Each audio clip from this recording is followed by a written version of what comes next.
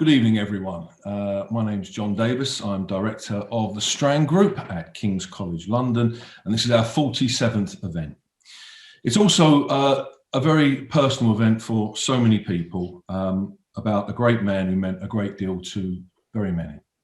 It's quite extraordinary from our point of view that over 550 people have signed up for this webinar. And our retention rate is usually quite high, so I think that this will be in the hundreds. We're here tonight to mark the launch of, what does Jeremy think? Jeremy Heywood and the Making of Modern Britain. Jeremy meant a great deal to me and to the Strand Group. He was a great supporter, as we know, of contemporary history, of Whitehall, and he supported our teaching on the institutional memory of prime ministers and civil servants and Whitehall, and the event every year where we took the students for a seminar around the cabinet table was really one of the high points of anyone's year. Tonight we'll see King's Professor Ed Balls interview Suzanne Heywood, the author of the book. There'll be plenty of time for questions, but first I'd like to hand over to Arabella Pike of William Collins. Arabella. Thank you so much, John, and to the Strand Group for so kindly hosting this wonderful launch event tonight. And of course to Ed, who's going to make it all happen and ask us all the questions. I'll keep this really brief so as not to delay unduly tonight's main course. But for my small amuse-bouche, I can spice it up with some very wonderful news, which is that Suzanne's book, which was published exactly a week ago, and after more than 3 years of intense work, is not just a great piece of writing, but is also now, thanks to the early sales, an official Sunday Times bestseller. So that news will be out on Sunday, and I want to offer her my huge congratulations for that. She will talk with Ed in some detail, I think, about the circumstances of writing the book, her vision for it, and the very unusually close relationship she had as a biographer with her subject. But I suspect that given her natural modesty, she's unlikely to make much mention of the tenacity, intelligence, and courage she's shown throughout. She's written a book which is both a detailed history of Whitehall in recent times and displays on every page the problem-solving genius Jeremy brought to his role in government and to every crisis with which he was faced. But it's also a deeply humane and honest book, a family book. It doesn't shy away from mistakes or misjudgments, but it records for the wider civil service, for past, present and future politicians, and for all of us, the institutional memories of Jeremy Heywood, the decisions he made in his role serving 4 prime ministers, and gives through him a really vivid picture from the centre of it of how this country really is governed. Before we turn to Suzanne and Ed, I'd also just quickly like to thank the great book retailer that is Waterstones.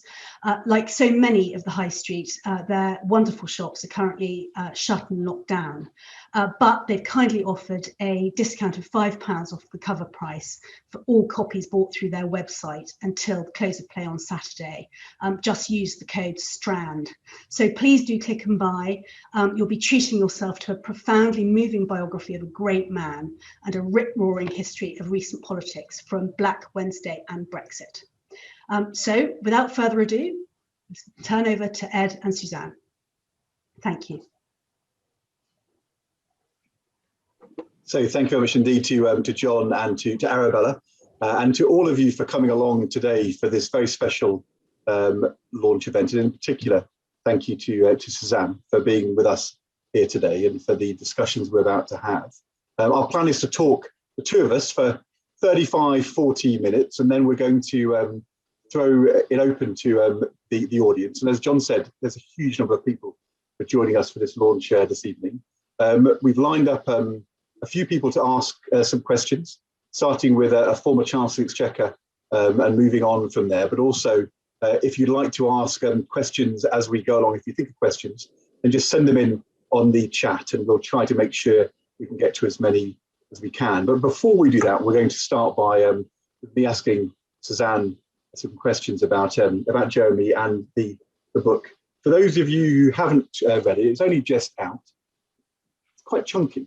It's quite a, I mean, it's a huge piece of work that Suzanne has done. And if you read the serialization of the Telegraph, you might think that the book is all about the detail of Brexit and referendums and policy. And it is. I mean, it's a very rich discussion of all of those momentous events in the last 30 years of our country's history. Jeremy was always a very careful civil servant. I don't know what Jeremy's politics are. We can all guess. What is kind of very striking to me is the respect he has and the close relationship he had with all the prime ministers that he worked with.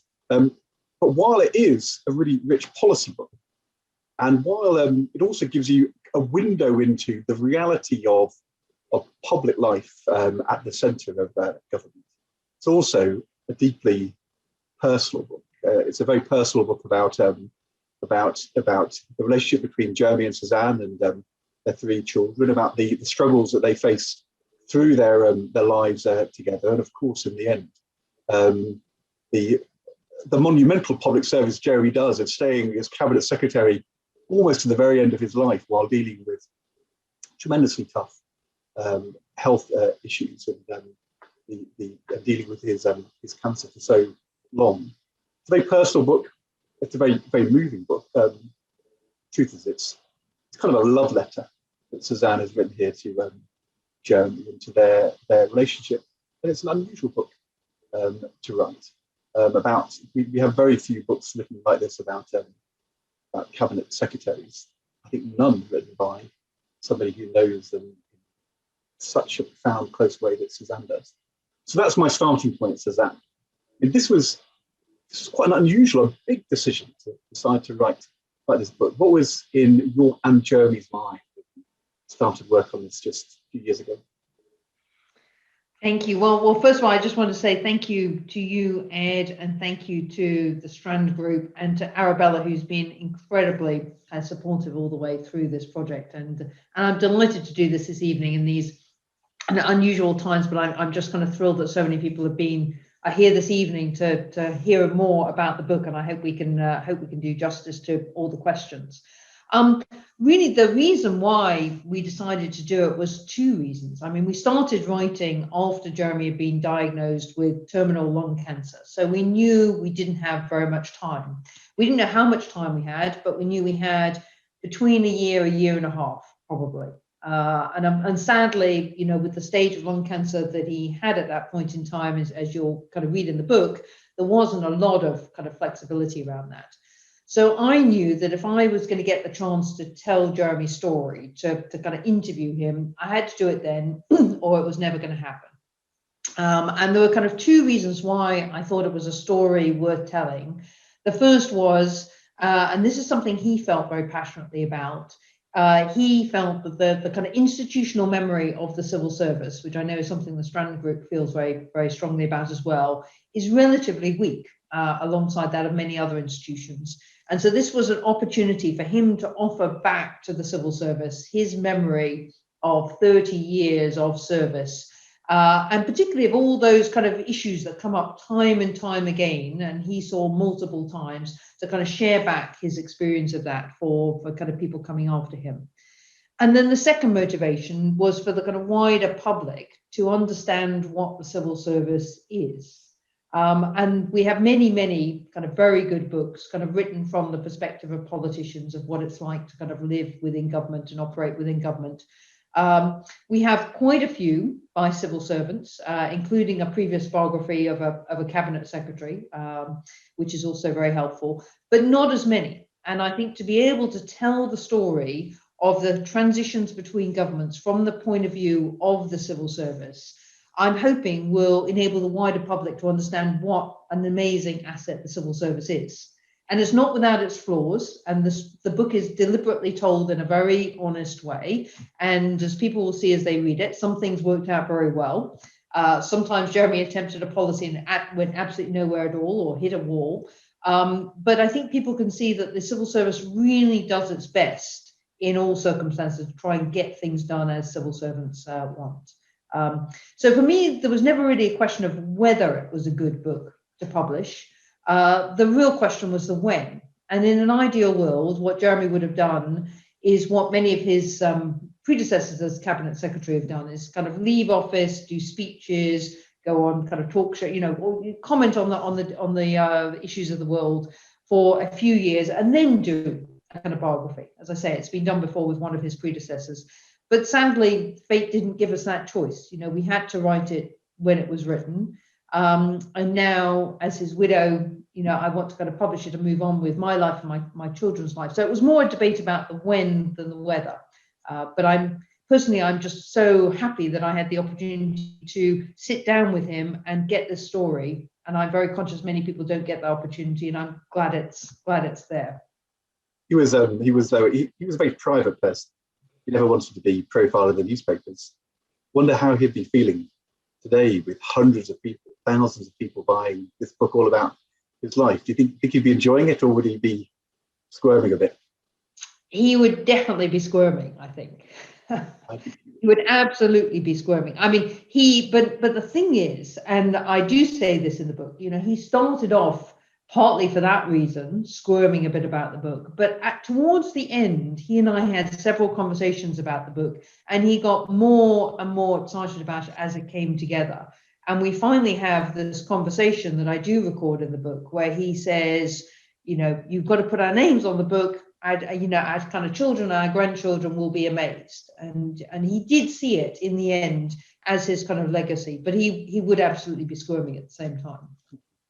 I think we should start at the beginning.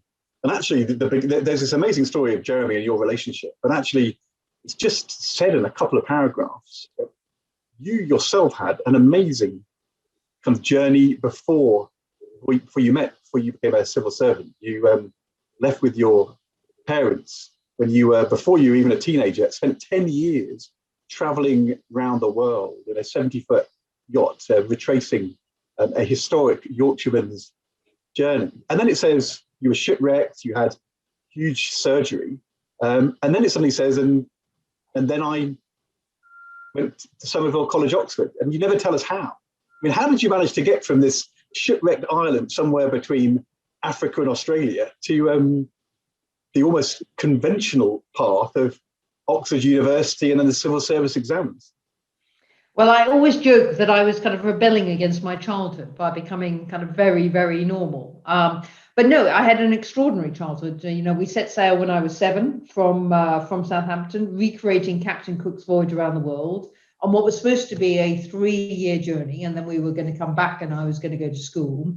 And after 3 years, my father decided it was so much fun that he wanted to keep going. But it is an interesting story. And actually, I am writing another book. So that book is about my childhood, because it's a story, it becomes increasingly challenging. It's very, very difficult to get an education whilst being stuck at sea. You're isolated from friends. And eventually I decided that the only way to escape from this boat, which turned from being an extraordinary journey into something where you were really quite trapped on this boat, was to educate myself out of it. And I just became incredibly determined that I was going to educate my way, not only off this boat, but eventually, to Oxford, which is what I managed to do. Partly, I have to say, good luck. I met, Oxford took a real risk in letting me in, because if you look at the kind of facts on paper when they assessed me, it was a pretty kind of touch and go thing. And I turned up with an album full of whale photos taken off the side of the boat, which must have been quite an unusual Oxbridge interview. But yes, quite an extraordinary story. And I think it was one of the things in this book that I talked to Jeremy about very early on.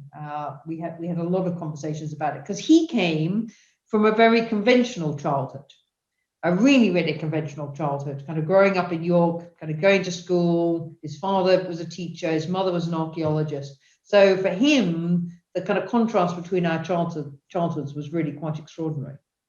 The story, from your point of view, is great, a story of great tenacity and dealing with quite a lot of provocation and hardship over the years. But actually, when you understand what you'd experienced before you're 21, you suddenly start to realize why you were able to deal with it so well in your adult life. You met Jeremy when you worked together at the Treasury on the Fundamental Expenditure Review, the Treasury Review, which he did after he worked with Norman Lamont as Chancellor Exchequer through the turbulence of the ERM and the ERM exit in 1992. What was Jeremy like back then? Because those of us who worked with him, we always thought of him as very serious, hardworking, very diligent, very kind of careful person. But when you read your book, you realise, I mean, look, okay, he liked parties and loud music, fine. He had a collapsed lung in the 80s, and when you met him, he was a chain smoker, or had just given up. I mean, there was a recklessness in him, it feels. Yes. So when I met him, he had just stopped smoking, as you'll see in the book. But I have to say, when I look back at the early photos of Jeremy and me, he doesn't look like he doesn't look like he's just walked off. He's a member of a kind of slightly grungy rock band, I have to say. And he does look like he hasn't had a square meal for about a week, and he's probably smoking all sorts of much stronger stuff than nicotine. But he was actually, I mean, so he had a collapsed lung. In fact, he'd had 2 collapsed lungs, runs in the family. But he had recovered from both of those. He'd stopped smoking, and he was okay when I met him. His diet was terrible, so I did take some early action to address the diet. I mean, Jeremy's diet when I first met him was a Mars bar and then an espresso bought on the way into the Treasury in the morning. And so I kind of ditched the Mars bar, or attempted to ditch the Mars bar, and substituted it for muesli. But I have to say, the campaign to get Jeremy to kind of eat healthily and kind of have a healthy lifestyle was one which continued all the way through our relationship with mixed success, I would say. I mentioned the ERM, and we'll hear from Norman later, but I feel reading the book when you're talking about the Euro discussions 10 years later, maybe some of the challenges of the referendums of the last decade, that his views of those kind of policy decisions were partly shaped by that ERM experience, and in Black Wednesday in particular, and feeling that a path had been set, and despite his and Norman Lamont's best efforts, they couldn't find a way out of it. Do you think that ERM event was the very big thing which shaped his view? I do, and I deliberately started the book there. I mean, as you can imagine, and many authors I suspect do this, I started off with a draft that started at the beginning. Jeremy was born in 1961, and this is what happened. And then when I stood back from the draft and thought about, what's the story that I really want to tell? Where do you start the story? The very obvious place to start, which is why I'm so glad kind of Norman's with us this evening, is with the ERM crisis. Because for Jeremy, that was the first time he had to deal with a major international crisis, and he was in the middle of it. He wasn't a major player in it. He was Norman's principal private secretary, so he was advising, but he wasn't right in the middle of it in the way that he was kind of later on. But he learned a huge amount from it. He saw, how the UK needed to try and influence others. There were issues like that where the UK was incredibly dependent on trying to convince others, in this case Germany, to try and do something. Ultimately, the Germans were pretty uncooperative, which is one of the reasons why the kind of pound fell out of the ERM. And then, of course, there was all the amazing work that kind of Norman did, which Jeremy supported afterwards, to put in place a new monetary framework. And I think from that, Jeremy learned, the importance of the Britain's place kind of internationally, the international relations that you get there, and how much difference, how exciting it can be to be in the middle of all that and to put in place these sorts of economic frameworks, which actually, and that economic framework that Norman created then has really lasted. I mean, it's really been kind of kept incredibly for years and years since. So I think Jeremy learned a lot from that and reused it many, many, many times. It's an important untold story that actually the reforms which came straight after the ERM crisis in '92, which really came from the Treasury and Norman and Jeremy, they they absolutely laid the foundations for the move to independence in 1997. It wasn't an equilibrium, it wasn't a workable solution, but it was definitely a step forward. You were working on the FER. By the time we got to 1997, that is the one period in Jeremy's career where he's kind of a bit on the outside. He's not at the centre of things. He's doing something important on financial crisis, where one of the big transitions of the post-war period is happening. Was he frustrated before he went to work for Tony Blair? Oh yeah, no, absolutely. So he decided at the end of the FER that he needed to go and do a proper job. And Terry Burns, Jeremy's long-standing kind of mentor and long-standing friend, was very supportive of that as well. I think they both felt that it was time for Jeremy, having been in private office with Norman for many years, because he was private secretary to Norman when Norman was financial secretary, chief secretary, and then chancellor. It was time for Jeremy to go and do, kind of quotes, a proper job, which Jeremy did. Trying to address financial fraud in the kind of back, literally the back of the Treasury.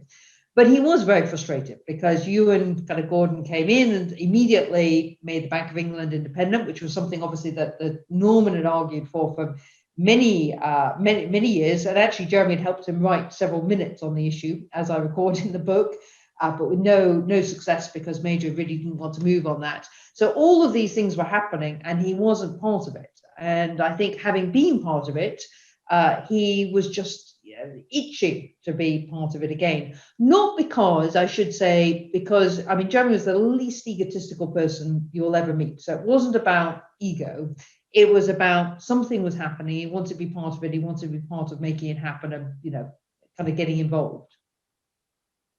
And it feels as though, having experienced that latter period of the ERM where Norman and Jeremy, they couldn't get the Prime Minister to listen to what they wanted to say. When he moves over to work in Number 10, in let's be honest, challenging circumstances, in the middle of the Blair-Brown relationship, his job is to make the Number 10 Treasury relationship work in a more functional way than it had when he had been the principal private secretary in the Treasury. It was, one could argue, and we'll kind of get onto this, circumstances were slightly playing against him. That was a tricky relationship. But absolutely, and I think you can see in the book that when he first arrives in Number 10, actually the relationship is pretty good between Tony Blair and Gordon Brown. And a lot is achieved in that first kind of period. And then increasingly it becomes more difficult. And one of the key roles that Jeremy plays, particularly with you, is to keep that relationship going because it's such a pivotal relationship at the heart of government. True. The thing is, though, when you think back to, say, Margaret Thatcher and Nigel Lawson, in the end, it falls apart because of a fundamental disagreement over policy, and they can't repair that. Whereas actually, in the Blair-Brown period, there's quite a lot of alignment and quite a bit of challenge, but actually it stays functional all through that period. And you describe lots of difficult moments, but in economic policy, domestic economic policy, they tend to manage to agree. And Jeremy was very important in making that happen. I agree.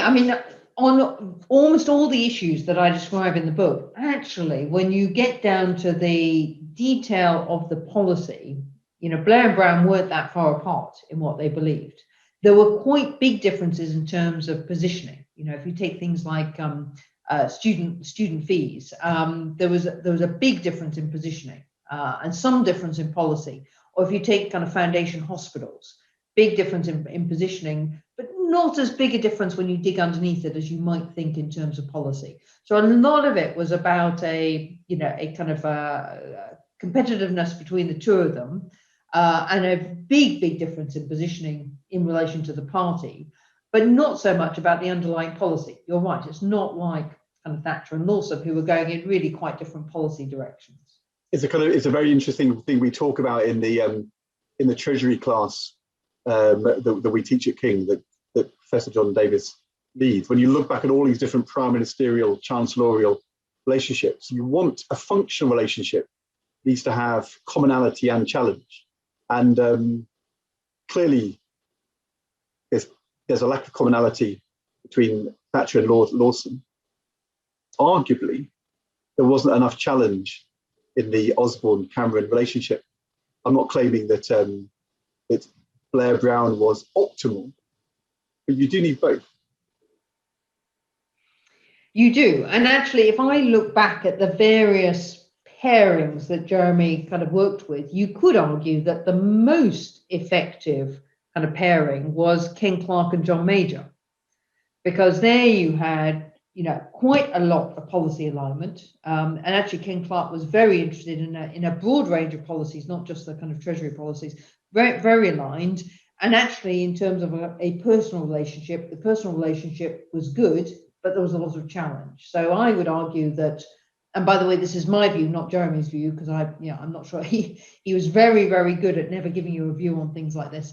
But I would argue that that was the most functional of the relationships between number 10 and number 11, of the different ones that and then you can, I think it's very interesting to kind of look at the different pairings and say, well, these ones worked and these ones, you know, worked better than others, either because they were too close or they were too far away, or there were policy divergences. Yeah. How what was it like in that Blair-Brown period for you with Jeremy coming home in the evening? Did he find that, was it a frustrating period? Was it intense? Was he tearing his hair out? Well, I mean, it's interesting, and I explain in the book that one of the reasons why it worked for Jeremy and me was that we were both working. So it wasn't that I was sitting at home waiting for him to come back in the evenings. I think that would have driven me kind of completely nuts. But actually, in 1997, which is when Jeremy started working for Blair, that was when I left the Treasury and I went and started working at McKinsey. So I was working very intensely as a kind of young consultant at McKinsey. And so we were both getting home at about the same time in the evening and then comparing notes. And he was kind of going through my projects and I was kind of, you know, he was kind of complaining about what was happening at work. And actually that relationship that we had where we would just bring home what was going on in the office and debate it and kick it around was pretty much what we then did for the next 27 or 30 years. You know, that's how we operated. And we both found that useful because we were coming from two different perspectives, but we had enough in common because we'd worked together for that kind of 4 or 5 years, that it was really helpful. So I don't remember it being frustrating. He was excited. I mean, the overwhelming thing was he was very, very excited about working for Blair because Blair had a massive public policy reform agenda. And that was, and you can see this again kind of through the story, Jeremy was hugely motivated and hugely excited about public policy reform. That was the thing that really excited him. And Blair had a big agenda for that, had a big agenda for it in the first term, and then an even bigger agenda in the second term, even though it was kind of tougher to get things done in his second term. But he was less motivated by a desire to join the Euro, I remember. Well, I think Jeremy, of course, had lived through what happened with the ERM. So here we're kind of back to, and this is why it's interesting telling the sweep of the story from the, because I think the kind of reader can see how Jeremy's been influenced by different things.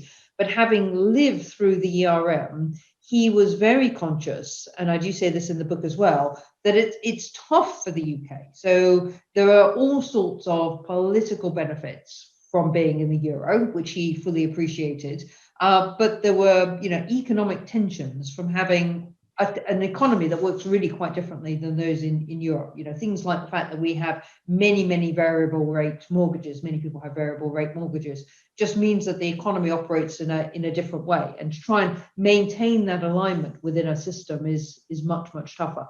He was much more conscious of that than I think many of his number 10 colleagues who were more focused on some of the political benefits of being in the Euro. And at the same time, as is kind of in great detail in the book, you're both dealing with the huge challenge of fertility and IVF, and the stress and the pressure of that shines through the pages. And it's not always clear that Jeremy is quite taking it as seriously as you want. Well, I mean, I decided when I was going to write the book that I wanted to, there's a disadvantage of trying to write something like this, a biography as a spouse, in that you are close to your subject, although arguably you're still slightly further away than somebody writing an autobiography, but you are close to your subject.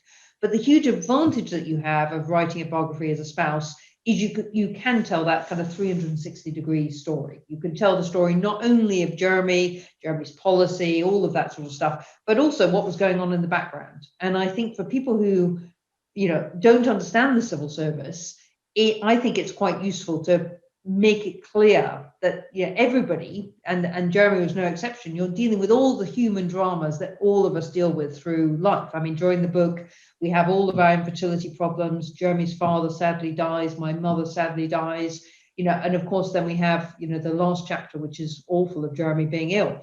And all the time, policy continues, stuff happens. And I think for people to kind of understand that, everybody's dealing with that all the way through. But you're right, Jeremy had, and in a way, one of the reasons why I wanted to put in the infertility story early on is it is a bit of a, it gets people to understand how his mind works, because you then see this writ large when we come on to him being ill later on. Jeremy didn't like dealing with medical issues. He hated medical issues. And so as far as he was concerned, he was fully supportive of kind of doing it. He wanted to know as little about the detail as possible. And he wanted to have as little involvement in it as possible while still being supportive. And that was possible with IVF because the reality of IVF is that the woman does far more on that than the man. Of course, it was impossible when he became ill, because he couldn't hand that over to me. And then we got into, and we'll come on to that later, but it became much more difficult because he couldn't avoid going to see the doctor when it was about him, but he still tried to do as little as possible. Of course, he then goes off to the private sector for 3 or 4 years, but is then lured back to work when Tony Blair stands down and Gordon Brown comes into number 10. Was it a surprise to you that he went back, or was it inevitable? Well, you lured him back, as described in the book. That is true, but I'm not sure I was expecting him to say yes. I thought he might be enjoying making some more money, having an easier life, I don't know, kind of less phone calls day and night. That's kind of my prejudice about how things were for him. Maybe it was even tougher, that he wanted to escape back to the calmness of the Cabinet Office and the global financial crisis. So my view was that I always thought that Jeremy was going to go back into the public sector. And I think in his heart of hearts, he always thought that as well. Well, certainly he never denied it. What he said when he left after working for Blair was he was going to give it a real go. He really wanted to kind of see what it was going to be like. He wasn't 100% convinced he was going to stay outside the civil service. He hadn't ruled out the possibility that he might, but I think he knew that he would probably go back. That was in his heart. And I described this as well, all the time that he was in Morgan Stanley, he still had half a foot in the civil service. He's still having various conversations with people about things, when there are issues, he's on the phone to people, he's trying to help out and so on. That all having been said, he learned a ton when he was in Morgan Stanley. I mean, not only did he learn about the city and learn about banking, and what a moment to learn about that just before the financial crisis, and create that kind of set of contacts in the private sector, which then become incredibly valuable later. And he meets a whole host of new people, learns about how things work outside the civil service. But I wasn't surprised at all when he went back. It was inevitable. It was inevitable it was going to happen. It was just a question of when. There's then this long period where he rises to become the head of number 10, and then the end takes over from Gus as cabinet secretary. You're having a family. He deals with kind of a challenge of the coalition, and then the Scottish referendum, and then Brexit, and all the while his health is steadily deteriorating, and he never lets up at any point. I wonder, how do you feel about that now? Did he work too hard? Was the work destroying his health? When he refused to ease up, did it sometimes kind of frustrate you? Why couldn't he kind of be more balanced? Why couldn't he put everybody else more into the picture? Was the work killing him? Well, no, I actually think the opposite with Jeremy. I certainly think with some people, depending on what's wrong with you, actually working less can make a difference. But with Jeremy, the ailments that he had were, he had kind of colitis, and then he had various other things associated with that, and then eventually he got the lung cancer. None of these things were brought on by overwork. And yes, it's possible if he worked a little bit less, maybe it might have made a little bit of a difference. But I don't actually fundamentally believe that, and I certainly no doctor I ever spoke to said that. I think there is a question that many people would ask themselves, which is, given I'm not a well person, and he was kind of, as you say, he was increasingly unwell, and it was very obvious to both of us that he was adding on lots of kind of other ailments as kind of time goes on. Is this how I want to spend my time? I don't know how much time I've got, but it's probably not the amount of time that most people have. And I think I kind of knew that for quite a long time, that he was, he had so many different bits that were wrong, that the kind of time probably wouldn't be as long as most people would have, although I had no idea that it was going to be so short. But even had I known, I don't think even had he known, I don't think he would have wanted to change a thing. I mean, Jeremy loved what he did. I mean, absolutely loved what he did. And what was very clear is, even when he was diagnosed with a kind of terminal illness, and I have this conversation in the book where we walk out of the hospital at one point, and by that point it's very clear he's only got months to live. And I say to him, Jeremy, okay, right now, we can just stop. You can stop, I can stop, we can go and travel around the world, we can take the kids with us. And Jeremy immediately said, no, absolutely no way. I've got to help, the Prime Minister on Brexit. He was working for Theresa May on Brexit at that point. Johnny's got his GCSEs. It's not what I want to do. If I've only got a few months left, this is what I want to do. So I don't believe he worked too hard. I think he was somebody who loved his work. And I don't think that old adage of, you look back at the end of your life and you think, I spent too long in the office. I don't think Jeremy felt that at all. And actually, from a kind of personal perspective, because Jeremy had this wonderful ability to be present in whatever conversation he was in, actually, we didn't really feel shortchanged at home either. And he hated traveling. So it wasn't like he was kind of off and away with the Prime Minister the whole time. He was home every evening. And when you were in a conversation with him, you were in a conversation with him, as you know. So, yeah, I don't think so. His role changes, doesn't it? Because I mean, it's amazing how, as you say, even at the most intense times for him and you personally, he's still very committed to the job. Not just trying to support the Prime Minister on Brexit, but on kind of things he could have pushed away. I mean, he collapses in the office, takes a call from the Prime Minister to investigate an issue involving Damien Green and problems on Damien Green's computers. And he could have legitimately just said, look, I've got other things to worry about. And he doesn't. He's still intensively involved in every aspect of the job, but he's also become the Cabinet Secretary. And that's also a change of style. He's thinking about, and it's very clear in the book, cares about his broader responsibility. The state of the civil service, the civil servants who are all working for him. Does he become more reflective about how the civil service should operate, relations with ministers, with the Prime Minister? Or does that sort of intense freneticism of the younger Jeremy, does that just always carry on? Did he always see that as being the right way to do things? So it's really interesting. So I think as people read the book, they're going to see that actually Jeremy changes quite dramatically. Not as a person. I mean, he always, and I hope people always see, I hope people see all the way through the book, he had an intense sense of humor. And Jeremy's sense of humor breaks out multiple points during the book.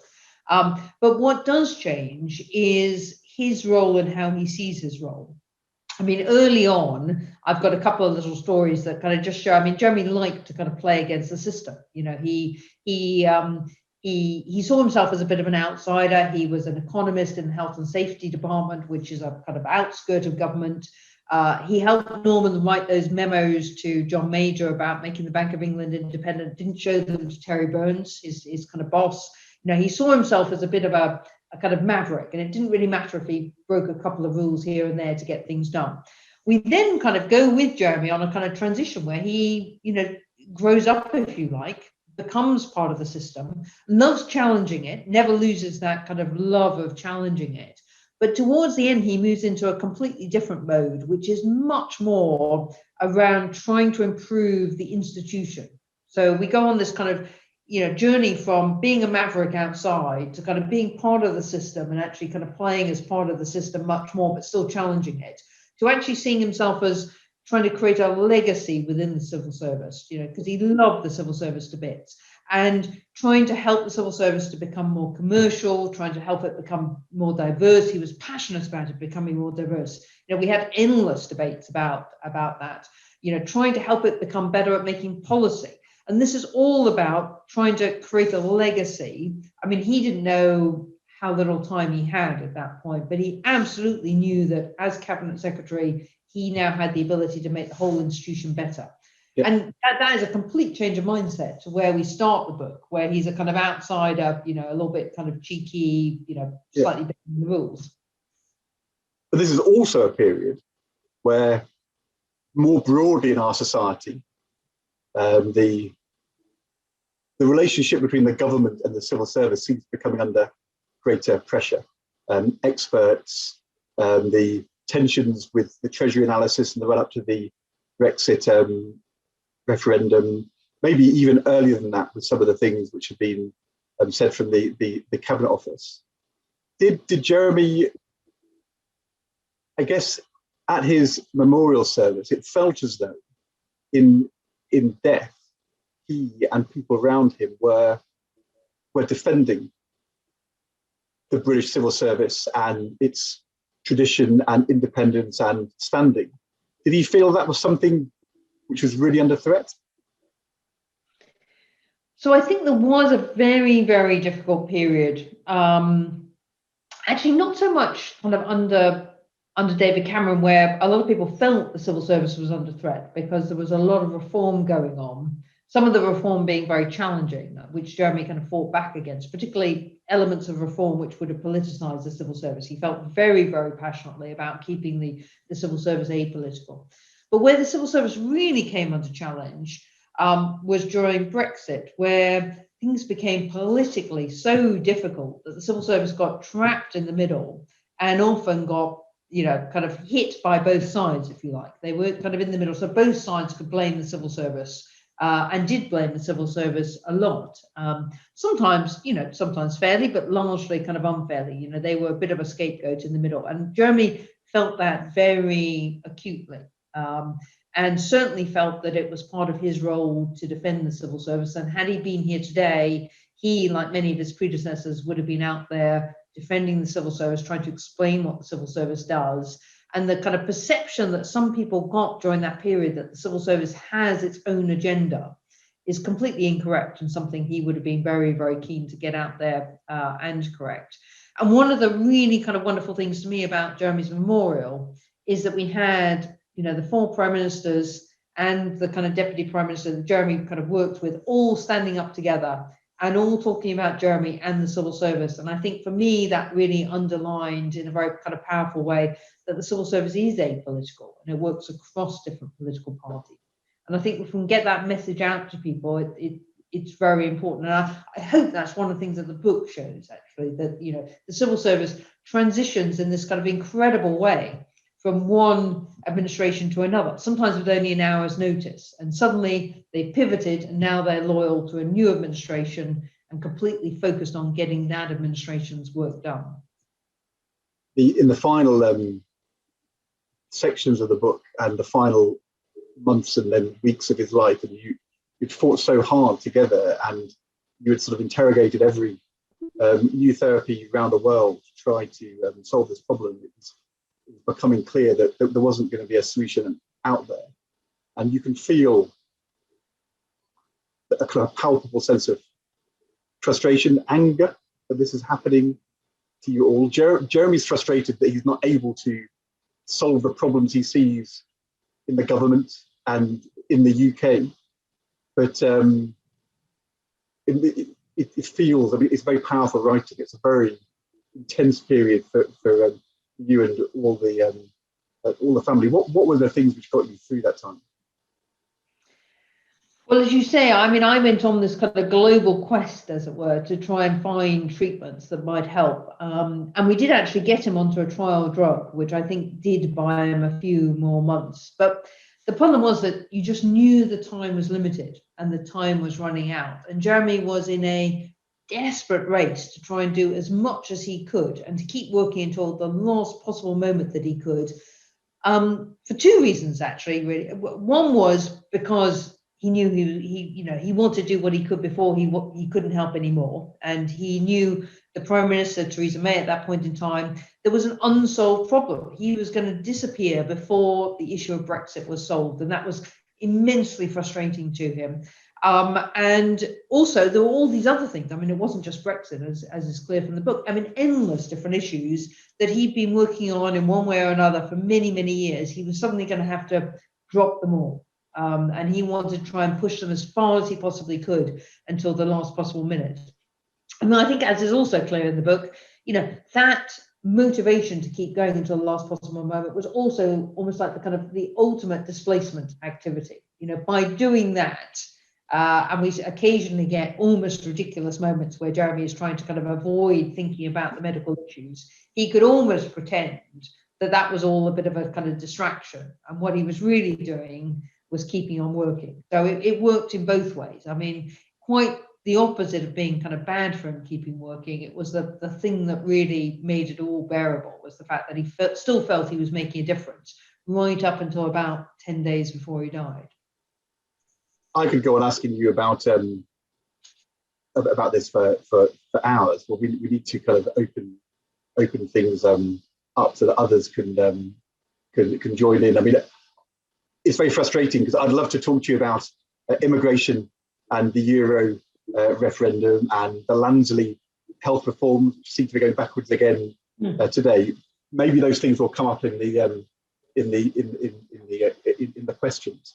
I guess the thing which was so striking about the memorial wasn't the speeches for the Prime Minister, although that was great, or even from Gus O'Donnell, the former Cabinet Secretary, but your three children gave the most brilliant address. There's a very sad moment in the book where you say that Jeremy didn't know that your oldest son was going to go on to get into Cambridge, but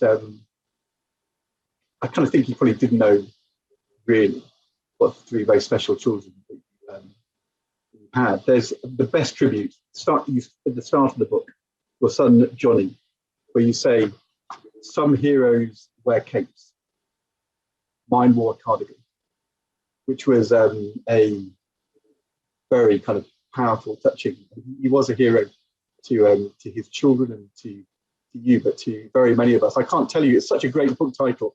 I can't tell you the number of times that, especially over the last year, but over the last 3 years, when Yvette and I have turned to each other and said, if only Jeremy was still here to get things sorted out. What does Jeremy think? Something we all ask to this day. The other thing, I guess, you said it earlier, in life, you can worry about legacy and what you achieve, or did you leave things undone, but it's also about doing your best and living a good life and being happy and being fulfilled and knowing you've made a contribution. I think Jeremy did those things, and he knew those things about himself and his career, and you and the family. And I think he would be very proud that you've written such a brilliant tribute to him, but also to the civil service he was very proud of. So thank you for writing the book, and thank you for this conversation. And we're going to open it up. We've got a good 40 minutes still to go. So if you don't mind, we're going to take some questions from different people who worked with Jeremy over the years, but also from the wider audience. And we're going to start, as I said earlier, with Norman Lamont, the former Chancellor of the Exchequer, if he's with us. Just to say, when people come on, you need to turn your camera and mic on. I'm hoping Norma is going to appear with us now. Norman, if you can hear us, turn your mic and video on. I think you must do that manually. There he is. Great. Norman. Now you should turn your microphone on as well. Right. Can you hear me now? We can. Yes. Right. Thank you very, very much. And oh God, my picture's disappeared. Can you hear me? Yeah, you're looking great, and we can hear you very well. Right. Okay. I can't see anything, but let me carry on. Congratulations to Suzanne. I think it's a wonderful, wonderful book, and I read it with a lot of emotion myself. Can I just say how much I admired Jeremy, how much I owed to him? As you said, he worked for me in 3 different jobs. When he went off to Washington, the IMF or the World Bank, he said to me, well, if you ever become Chancellor Exchequer, and I wasn't expecting to become Chancellor Exchequer, he said, I'll come back and be your private secretary. So when I did become Chancellor, to my surprise, I immediately made up my mind I wanted him to be my private secretary because he'd been so brilliant before. Of course, the Treasury were against it because they thought he was too young, but I persisted, and it was a great decision I made, and it was a great loss to public life, his early death. I was going to have asked you about the relationship between prime ministers and chancellors, but I think you covered that so well, and I don't really think I very much to ask about the ERM. You again discussed the main issues there very thoroughly. I think I might just ask you a dolly question, really, though. When I was Chancellor, my closest advisors, apart from obviously Terry, were Jeremy David Cameron, who was my SPAD, and William Hague, who was my PPS. Those 3. And of course, those 3 were at the heart of the coalition government, or the inner circle of the coalition government when that was formed. Jeremy must have found that made life a lot easier. And of course, it was much easier for the incoming administration, for David Cameron and William Hague, because they knew and trusted Jeremy and had a very high regard for him. So I guess that otherwise there might have been a degree of suspicion of who was this man who was so close to Tony Blair or to Gordon Brown. So I think that must have been something that eased the transition quite a lot. Well, first of all, thank you, Norm, for those kind of very kind words, and fantastic that you can join us this evening. But you're right, actually. And one of the fun things as I was writing this book is you see that the kind of same people can't start cropping up time and time again, both kind of civil servants. It becomes quite tricky, actually, when you're writing the book, because I keep on having to say, oh, Jonathan Porter's, now he's doing X, or Gus O'Donnell. Gus O'Donnell is now chief economist, and now he's become head of the Treasury, and so on, so that the poor reader can keep track of where everybody is, because everybody's moving all the time. And I think that one of the things that was incredibly valuable for Jeremy as he rose up through the civil service was that network of people that he knew, both civil servants, but as you say, politicians as well. When David Cameron came in, they knew each other from the time when they worked together in your office. He also knew Ed Llewellyn, who in the book, of course, was working out in Hong Kong, and Jeremy went and met him out there. So, those relationships that Jeremy had, and indeed the relationships I was referring to earlier that he made when he was in Morgan Stanley in the kind of private sector, were incredibly valuable. And I do think it's one of the things that Jeremy was incredibly good at, was forming and maintaining this massive network of people who he then drew upon and became kind of friends with and kind of networked with. And they were often the people who he turned to ask for advice when things got difficult. Thank you, Norman. That was brilliant. And we really appreciate you coming on. Thank you. I've got a quick question here from Nigel Anthony, who asks, he's fascinated to hear about the writing process. How did Suzanne encourage so many people to share the unvarnished story when reflecting on Jeremy's life and career? How did you manage to do so many interviews? Well, I mean, so first of all, I was lucky, of course, that, I started off my career as well as we talked about earlier, as a civil servant. So I do understand the civil service. So hopefully that meant that I could ask the right sort of questions. I knew the things to ask. I also wrote the book very deliberately without attributing anything to anybody. So I was very clear with everybody when I talked to them that I was going to write an honest and unvarnished account, but I wasn't going to try and say, so-and-so told me this and so-and-so told me this. What I want to do is get the factual account correct.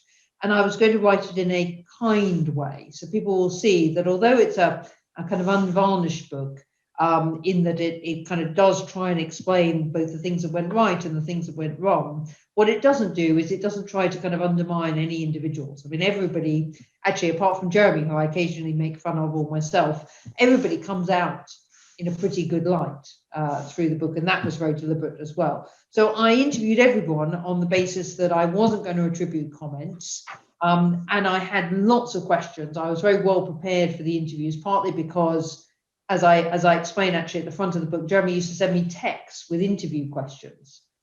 So before I went for each interview, he would send me a little kind of text saying, here's the kind of 10 things you need to ask this person. So poor person would kind of sit down, grab their cup of coffee, and I would start firing Jeremy's questions at them, and they would have got a lot of interesting stuff out. But I'm very grateful. I mean, I talked to almost 200 people in putting the book together.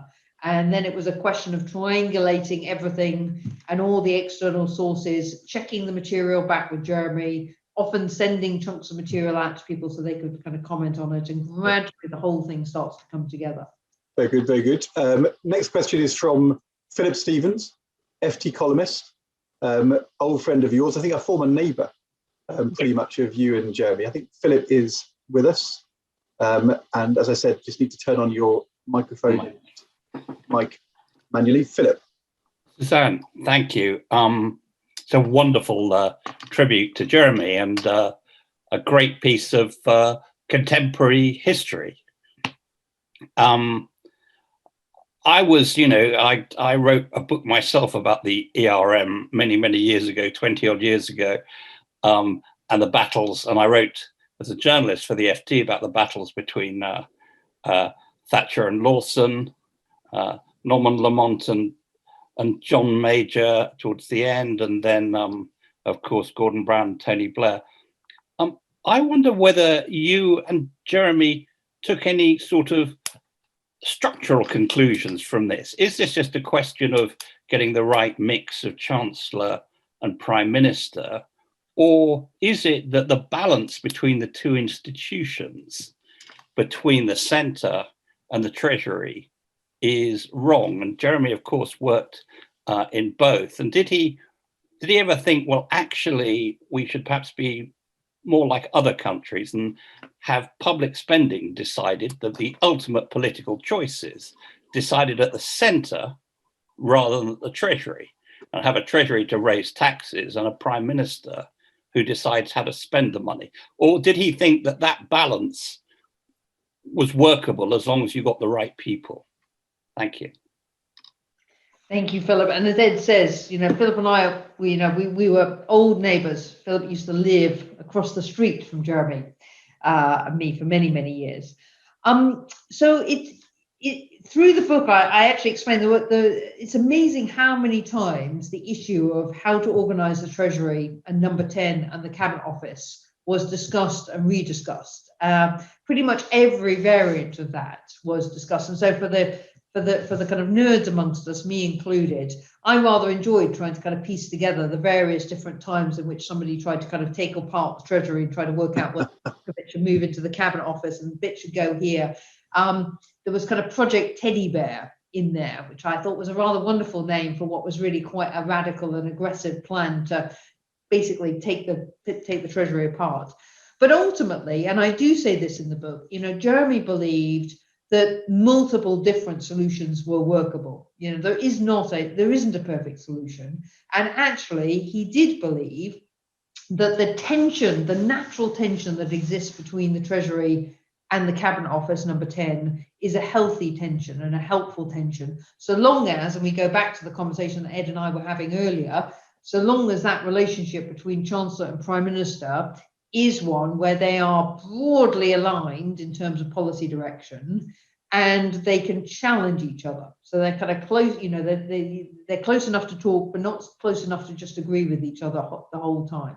And then the fact that you have these 2 points of power in government is actually incredibly helpful, and they can act as a little bit as a kind of counterbalance to each other. Now, exactly how you split functions up between the Treasury and the Cabinet Office number 10, he was less concerned about. And I think often machinery of government changes you know, end up being incredibly costly, take a long time. So, you know, Jeremy, to some extent, lost a bit of interest in that, but I think he would always argue that the Treasury Cabinet Office relationship was fundamental. And in fact, he loved the Treasury. I mean, the one job he always wanted was to be head of the Treasury, which was the one job he never actually did. Don't you think this may be provokes Philip, but don't you think that Jeremy actually always saw the Treasury as part of the centre? He saw the centre as being number 10 Cabinet Office and Treasury. And even when he was in number 10, I think he always thought there was something different about that relationship, that it wasn't the centre and the Treasury. It was, how do you make the Treasury an effective part of the centre? I think so. I definitely think he saw the whole bit as the centre. And sometimes actually, as is also clear, that the kind of biggest tension was between number 10 and the Cabinet Office. But the centre operates, you know, they are different parts of the whole, and they've tried, you know, multiple different ways of kind of cutting it up have worked. I mean, the delivery unit was an incredible innovation under Blair, and effectively was moving some of the Treasury's functions across into the Cabinet Office, and it worked very well. And I actually kind of personally believe, when you kind of look at the history of this, that there are benefits in changing it around a little bit, you know, because it forces the centre to operate in a slightly different way, brings different characters in. And so the delivery unit worked incredibly well for a period of time, and then stopped working, partly because everybody got used to it, and then they created something else. And I think a degree of change in the centre is really important. Thank you, Philip. We really appreciate you asking a question. Got another quick one here, actually, from Vidit, who asks, Vidit Doshi, Suzanne, when you were interviewing people for the book, what was the most surprising or unexpected thing you found out about Jeremy which you didn't know before? Well, actually, it's very interesting. So I had quite a lot of conversations with people about how did they feel when Jeremy was Cabinet Secretary. And by that point, of course, you know, I hadn't worked with Jeremy for many, many, many years. So I only knew him really, you know, through my kind of personal relationship with him. So it was very interesting for me hearing what he was like as Cabinet Secretary. If you were a civil servant and you went to go and see Jeremy as Cabinet Secretary, what did that feel like? And what really struck me, what I was quite surprised about, is people were quite scared. I mean, not scared because he was ever nasty in any sort of way, but scared because they wanted to impress him, and scared because he was one of those very annoying people who had an unerring ability to know that there was a problem on page 7 of the document that you'd just taken him. And everyone would describe, he would somehow go to page 7 and say, well, the thing I don't understand is how that number can be what it is, or how you can say that. And it was always the thing that was actually not quite right, or you didn't quite know what the answer was. Wasn't that the Jeremy wasn't that the Jeremy you met in 1994? It was, but of course I'd kind of, that had been a long time ago by that time. But did he really change? Did he change in the end? No, I think that bit of him, that ability to kind of look at something and kind of look straight through it and work out what the weak bit was, he always kept. And I think that was, you know, it was fundamental to his success, because it meant that everybody raised their game when they went to go and see him. In fact, a number of people who I interviewed said that they prepped harder for a meeting with Jeremy as Cabinet Secretary than they did even when they were going to go and see a select committee, because they were more worried about the questions they were going to get from Jeremy than they were if they went to Parliament. Anyway, that really struck me, because by that point, of course, I didn't see that side of him. Our next question to come on is Simon Roby, who's now the founding partner of Roby Warshaw, but he was the investment banker who lured Jeremy over to Morgan Stanley back in 2003-04. And I hope Simon's here, and he's going to come on video. there he is, Simon. Thank you for joining us. Pleasure, Ed, pleasure. Brilliant book, Suzanne. Slightly disappointing he managed to cram his 3 years at Morgan Stanley into 9 pages, but we know our place. I was going to ask you about the Morgan Stanley experience and how it equipped him, but we sort of covered that. It was great timing, wasn't it, just before the financial crisis and so on. So instead, I'd like to ask you a really kind of personal question, a Jeremy friend question. I often think, really busy and successful people, and I bet no one on this video knew anyone busier and more successful than Jeremy, don't really ever take stock of how much they've accomplished, how much they know, how much it's important they pass on to people, because it's all just a rush from one thing to the next, all done with incredible skill and an extraordinary sort of capability by Jeremy. But did the book, even in these dreadful months you had with him, sort of trying to distract yourself, distract him, allow him to work, but do your research with him, did the prep he did for the book, do you think, help him properly appreciate what he'd contributed, how much he'd known, how much experience he'd gathered, and give him, and I hope the answer to this is yes, because he was always so diffident about his success, but give an appropriate sense of pride and accomplishment at the extraordinary work that he'd done. Thank you, and thank you, Simon, for joining us. It absolutely did, and there were a whole bunch. I started at the start of this by explaining the kind of reasons why we started writing the book. Because he wanted to pass on his institutional memory to the civil service, because he wanted, to explain to a wider public what the civil service did. But what I didn't talk about was some of the personal benefits, which I think I didn't really anticipate when we started. But there were a whole series of those. It was the fact that I was able to ask him all the questions that otherwise I'd be sitting here, wishing that I'd asked him. It's the fact that the kind of kids have this book to kind of look at. But actually, it's the fact that we had this project that we did together over that period. And it was the thing that we did. We would spend a very small amount of time talking about the medical stuff, basically the minimum possible. We'd spend a lot of time talking about current politics. And then we spend the rest of our time talking about the book, who I was going to go and see, what they'd said, what was happening next, and so on. And as the book kind of grew and started to come together, and remember, it's happening, live, in that last year. So, and I'm writing as fast as I possibly can, because I know I haven't got very much time. And the quicker I can get text down, I can see people, I can get text down, I can show it to him. That's, then I've got a chance to kind of try and get through the whole swathe of this kind of story before we run out of time. And it was only really in the last couple of months before he died, 6 weeks or so, that the whole thing started coming together. I mean, a lot longer, a lot of editing then had to take place later, but it started to come together. And eventually it culminated in that kind of conversation, which I now start the book with, which I mentioned kind of earlier, where he'd read a whole section of it. And then he kind of, what he said to me, you've got to put our names on it. Our grandchildren will be amazed. And I think he was an incredibly modest man, and I never heard him say anything like that before. And I think you're right, Simon. I think the book and pulling the book together gave him suddenly an appreciation of, what he'd achieved, but also how lucky he'd been to be part of so much. And that it was only kind of clear when it all came together in the book, and that was incredibly moving. Thank you, Simon. Inspired by luring Jeremy over, you've also lured George Osborne over to work with you. So we'll be interesting to get you back at a King's event in a few years' time to say who made a more effective transition. But let's not dwell upon that today. That would be very, very unfair. Thank you so much. Quick one for Alex Thomas. How far was Jeremy's success and talent about his intellectual intelligence, and how much about emotional intelligence? Oh, this is a great question. Thank you, Alex. I've pondered this quite a lot and I noticed a couple of other people were commenting. One of Jeremy's kind of school friends was commenting kind of earlier on how clever Jeremy was when he was at school, and doubtless he was intellectually very clever. I had one of his school teachers who sent me an essay that Jeremy did at school, which he said he used as model essay for many years afterwards.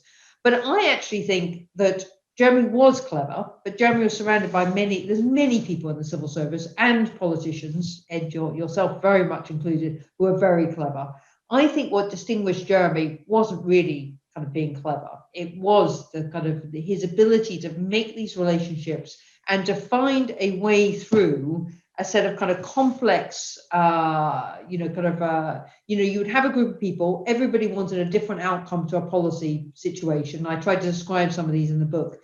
And Jeremy was incredibly good at knowing exactly where everybody wanted, what all the trade-offs were, how far everyone would move on a particular topic, and then negotiating a way through the middle that, as he described, and I actually kind of say this at one point in the book, leaves everybody feeling like they've got something, but not as much as they might have wanted.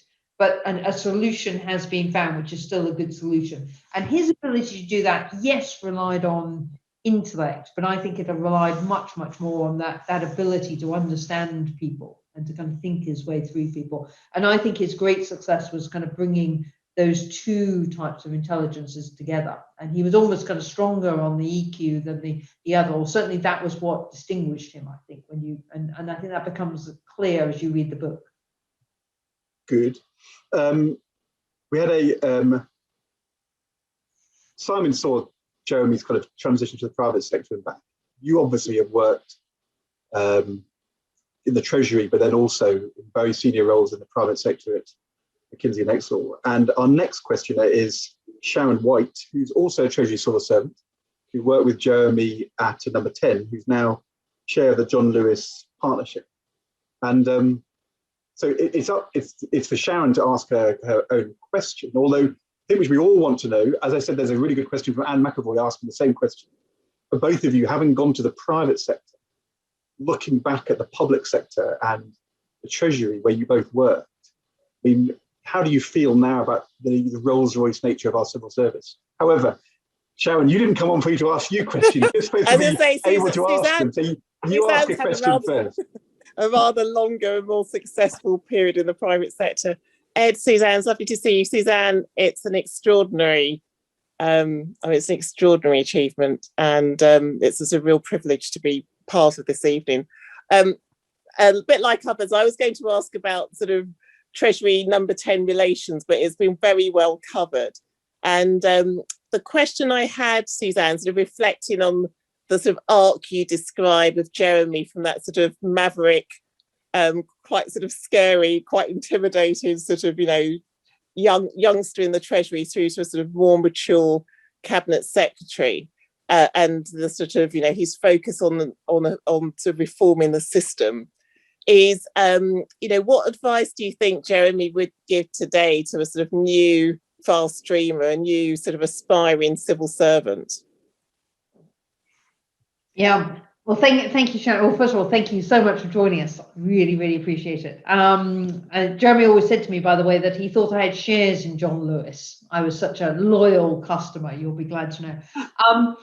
I think his real advice would be to always question the system, because the one thing that actually stays the same all the way through, he does start off being a bit of a maverick and an outsider and kind of being a bit of a thinking he's cleverer than everybody else. He's probably not the only one to kind of start in that sort of way, and then he becomes somebody who, tries to make the institution better. But the one thing that doesn't change all the way through is that he questions the status quo always.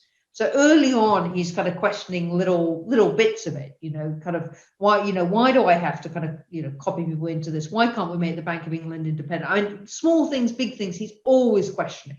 I mean, the FER, the Treasury Fundamental Expenditure Review, he loved, because he was able to ask 1,000 questions. I mean, he was a bit of a nightmare to work with. That was the bit when I worked with him, because he was literally trying to answer 1,000 questions at once, writing frantically, asking questions, chucking them out at me.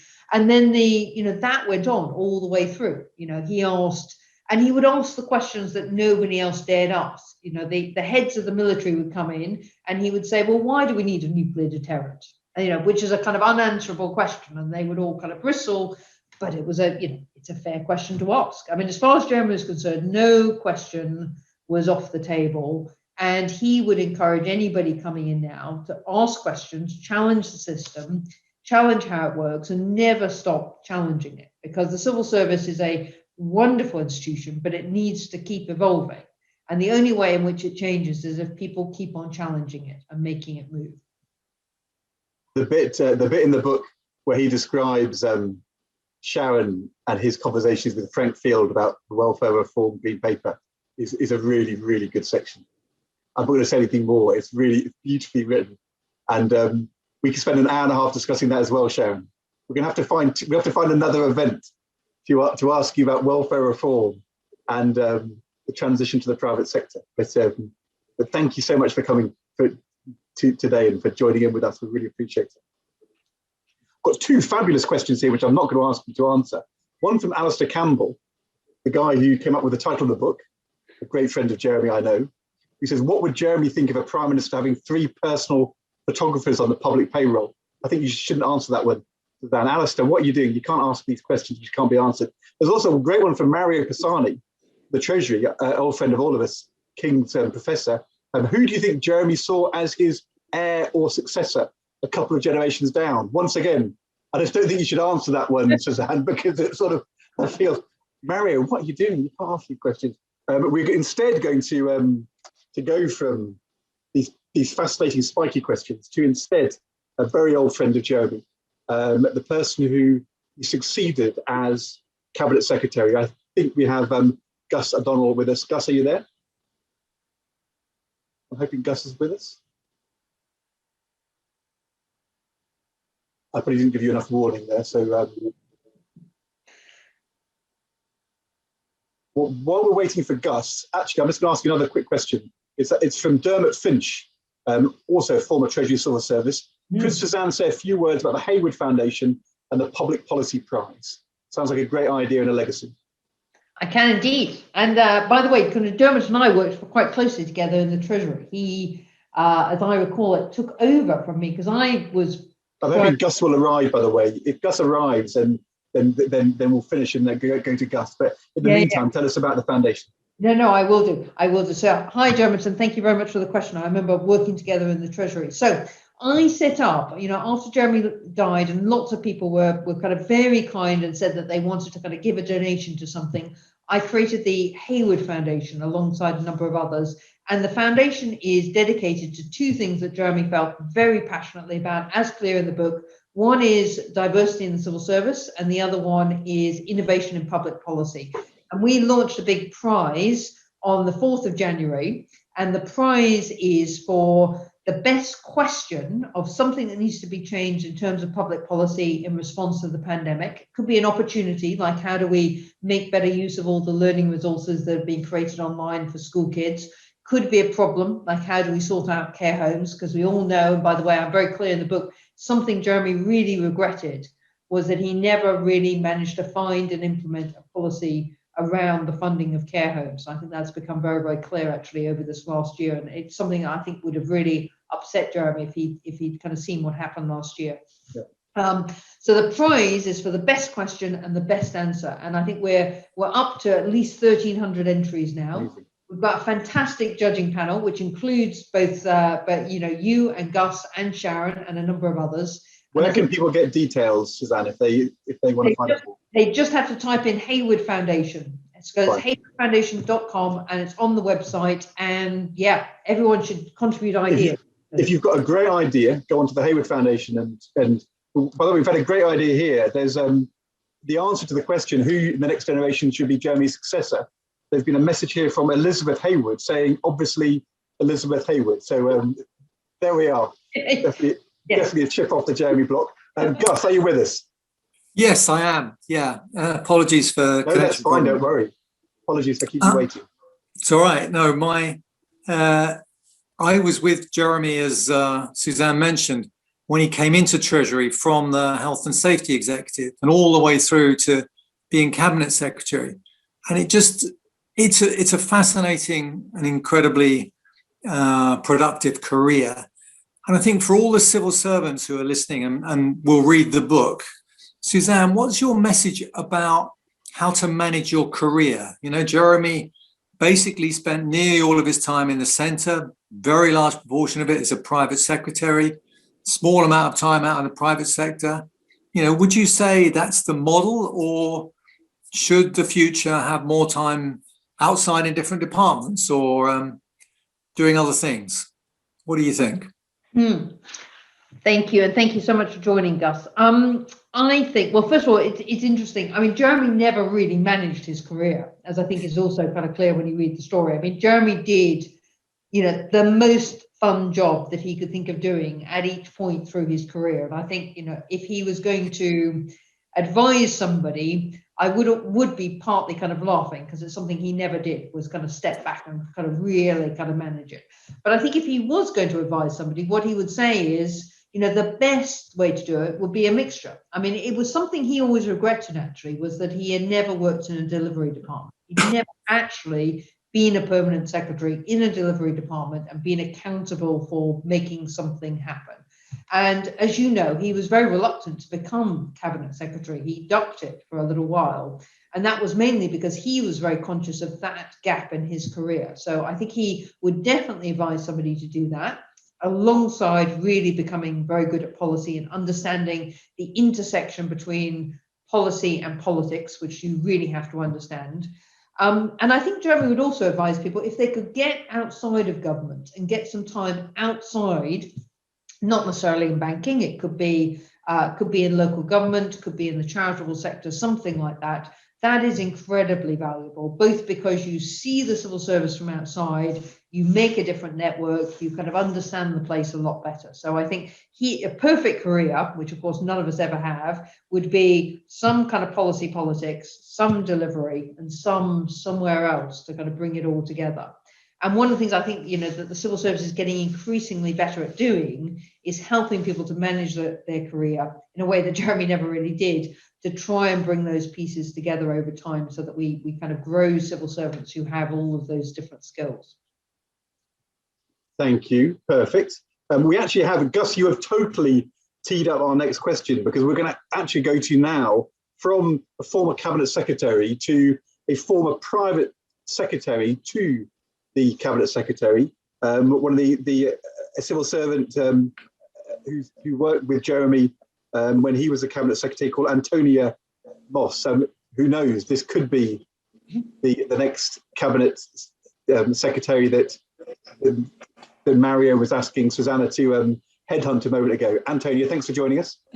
Thanks, Ed, and absolutely. I think you know, I was lucky enough to work for Jeremy as one of his private secretaries for about 18 months, and it was an absolutely amazing time and a brilliant job. But he did encourage me to leave the centre, and I am now actually at Ministry of Defence. So I think, you know, spending time at the centre and getting out into departments is something that civil servants should definitely do.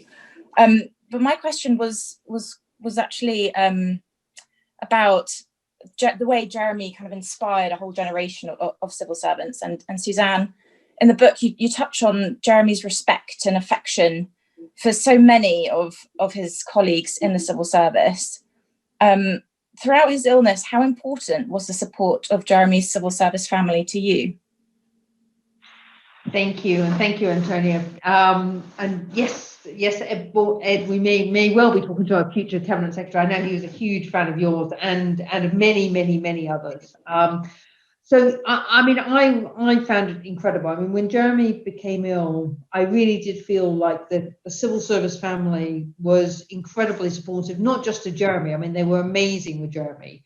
I mean, I remember, you know, as Jeremy became more and more ill, he actually found it very difficult to walk. I mean, he got to a point where he really wasn't very mobile at all. And his private office in particular were incredible. It's kind of, they would just adjust things because he didn't want anyone to know, really. He wanted to play it down. That was not what he wanted to talk about. But somehow everything got adjusted so that everybody came to Jeremy. Nobody ever mentioned it. The diary got moved around. They somehow kind of put in all of the kind of medical stuff, made as little fuss about it as possible, and somehow just made it possible for Jeremy to do what Jeremy did without making him feel uncomfortable about it. And there was a wonderful moment, I think it was Theresa May in the memorial service. She said something like, you know, and if Jeremy couldn't come to you, you went to him. And she was referring to the fact that there was that period where he couldn't really move. And everybody, including the Prime Minister, would go to Jeremy, trying to go and see what Jeremy wanted, or to kind of ask Jeremy to do something. But I personally found, and I know the children did as well, that the civil service was incredibly kind of warm and supportive to me, both through that process, but also kind of afterwards, in just trying to kind of manage what happened kind of afterwards, and that kind of incredible funeral and then the memorial service, which we wanted to turn into a celebration, not just of Jeremy, but which I think he would have thought was actually much more important, the kind of celebration of the civil service. And it really felt like a celebration of the civil service, and it was done with the civil service, and that was fantastic. I know he'd be very pleased with that. And there is that very moving bit, well, for me anyway, at the end of the book where he, in the hospital actually, and it was only a few days before he died, when he was presented with a big kind of honour, and actually a representative of the Queen came to the hospital and presented it to him in the hospital. And Jeremy, Jeremy's family, his kind of nieces and my kids kind of all crowded around him, and he waved them away and called me over. And his voice by that point was very soft and quite kind of raspy, because he really was very, very, very ill. And he said, "You need to take a photo just of me, because, you have to understand that this is for the civil service, and that this award is for the civil service." And that's how he felt. He really felt that, what he'd achieved was as much for the civil service as for himself. And he was incredibly fond of the civil service and incredibly proud. He said, when you tell them about this, you have to tell them how proud I was to be their leader. Thank you, Antonia, for coming on and joining us. Really appreciate it. I've got one more question I think I can take. I'm going to ask, is Manoush Shafiq here? Old friend of Jeremy's, former Permanent Secretary, now Director of the London School of Economics. Hooray, she is. Good. Manoush, you're new to the moment. You'll unmute in a second. Go on, Manoush. Can you hear me, Ed? You can now, yeah. Perfect. Wonderful. Thank you for enabling this wonderful conversation. And thank you, Suzanne, for reminding us of Jeremy's many, many gifts. I wonder if we were lucky enough to have Jeremy still with us and he was on the lecture circuit talking about the civil service himself. What do you think he would say about how the civil service has managed Brexit and COVID? Thank you, Manoush. And yes, I mean, that's kind of one of the great kind of regrets in a way. And one of the reasons why the book is here now is because he can't do that. Wouldn't it be wonderful if we were able to kind of ask him what he thought? But I think the book kind of gives us a bit of a clue to what he would say if we were able to kind of ask him that. I mean, I think he would. Well, first of all, he knows how difficult it is to manage anything like this from inside government. I mean, it's all very well for us to sit outside, but you read the stories of what it was like to kind of manage everything from kind of Black Wednesday to the kind of foot and mouth crisis. It's incredibly difficult in the middle of government, and you're running at pace and you're running against something that's unknown and you don't have great data. I mean, it probably looks from the outside like everybody knows exactly what's happening inside, but the data has been very kind of sparse and coming together. So first of all, he would hesitate to kind of throw kind of rocks. I think there's things that he would really have loved to have seen. So I think he would have been delighted by the bits where government has brought people in from outside, that kind of open policy making, which is, as you know, one of his big themes. So bringing in kind of Kate Bingham to do vaccines, or bringing in the SAGE group to advise, he would have loved that. That was very Jeremy. Really, really loved that. But I think he would have also been, at the forefront of telling the civil service, this is the moment that, when we've got this under control, when we've got the vaccine out there, and we start to go back to something resembling normality. This is the moment to look honestly at ourselves and say, what did we not do very well, and how are we going to do it better next time? And that's what he did in the FER, kind of post the ERM crisis, is to stop and, really kind of take a hard look and be honest about what worked and what didn't work, and then learn from it and move on. And I think there's going to be some really interesting questions about, how clear was the advice that was given to the Prime Minister, or all the way through this. You know, was the SAGE group involved the right amount or not enough? I mean, all sorts of really interesting questions. You know, why have we done so much better on vaccines than we managed to do with PPE? I mean, really interesting questions. I don't know what the answers are. As I say, I think Jeremy would hesitate to kind of throw stones from the outside, but he would be really, you know, really pushing to do some pretty kind of in-depth analysis of what, you know, what have we learned and what do we do next?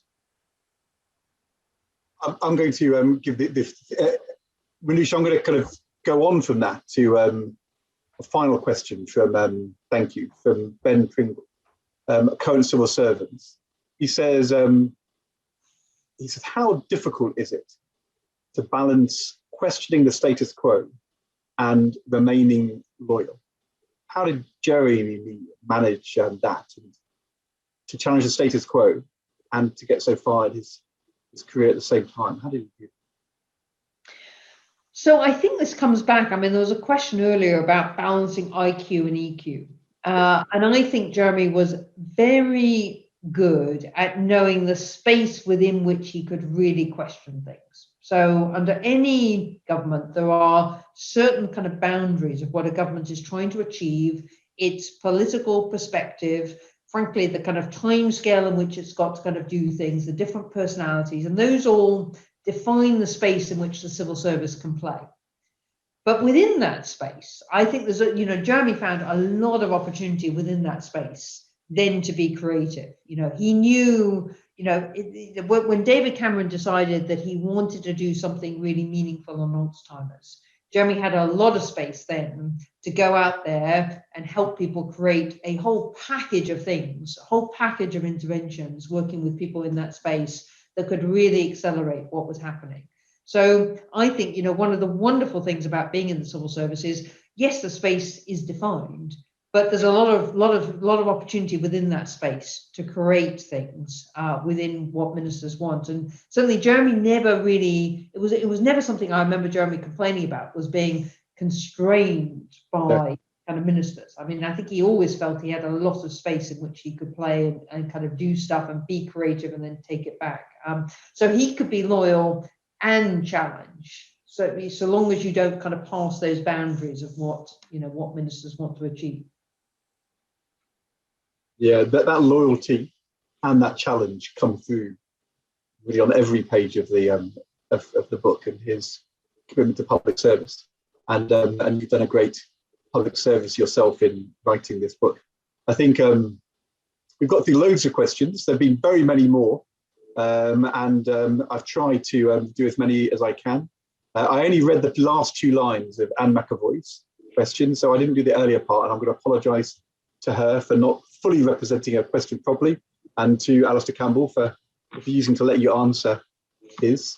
I guess we are at the end of today's discussion, and thank you, Suzanne. Congratulations on making it to the Sunday Times bestsellers, which Jeremy would have been, as we said earlier, both appalled by and very proud of at the same time. I guess one of the things in life when you have teenage kids, as we do and you do, is that you get used to your kids being deeply embarrassed by your existence, especially if you do things publicly. But you also want them to be, you know, proud of what you do as well, and to kind of appreciate it. And I think what was very striking when Johnny, Peter and Elizabeth did their tribute to their dad, to Jeremy, to the memorial service, the affection, but also the pride that they felt in him and what he'd achieved in his career. And to look round Westminster Abbey and see so many people who were there, join them in that memorial and that celebration of his life. And I think the good thing with this book and the story you tell is you've not only shown your love and your pride in Jeremy and your family, but you've also given yourself as their mum something else your 3 kids you've been very proud of. A mum who's a successful businesswoman, but also who wrote a brilliant book about their dad. So they will be very proud now of the mum and their dad. And we're all very grateful to you for joining us today and for writing this book and being part of our conversation. on behalf of King's and John and Arabella, William Collins, all of us, thank you, and the whole audience. Thank you for being with us today and for writing this book. And we hope that things go well for you in the coming weeks and months and years. All the family. Thank you. Thank you so much, and thank you, Ed. Yeah, thank you so much for doing this evening. Thank you, John and Arabella, and everybody who's been involved. I mean, anybody who's written a book will say it involves a lot of different people. I mean, it involved a lot of Jeremy's time, as I say, kind of interviewing 200 people. So many people kind of read through it. So many people kind of commented on it. So many people in the, at kind of HarperCollins, William Collins were involved in kind of pulling it together. And the people this evening. So thank you so much. And I just hope people enjoy it. And I'm just thrilled that that bit of Jeremy is there. And I hope that people will be able to go back from it and learn something from it and laugh at it. There's some really funny bits in the book. And I hope some of Jeremy's humor has translated onto the page as well.